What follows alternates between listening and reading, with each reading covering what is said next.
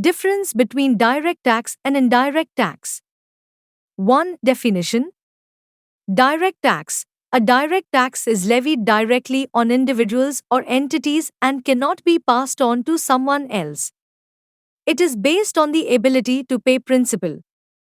Indirect tax. An indirect tax is imposed on goods and services and is paid by the consumer, but the burden of the tax can be shifted to others.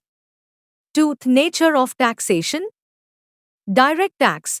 Direct taxes are progressive in nature, meaning the tax rate increases as the taxable amount increases.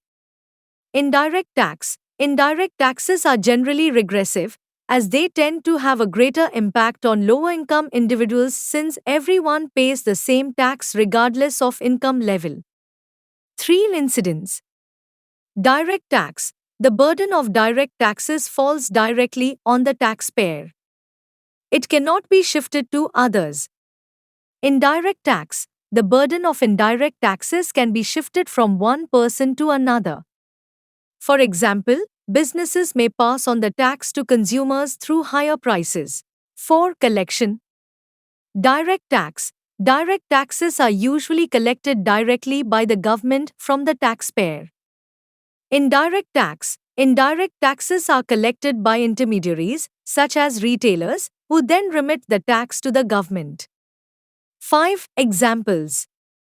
Direct tax. Examples of direct taxes include income tax, corporate tax, property tax, and wealth tax. Indirect tax. Examples of indirect taxes include value-added tax, VAT, excise duty, customs duty, and sales tax. 6. Impact on behavior. Direct tax. Direct taxes can influence behavior, such as saving and investment decisions, as they directly affect disposable income. Indirect tax. Indirect taxes can influence consumption patterns, as they increase the price of goods and services. 7. Administration. Direct tax.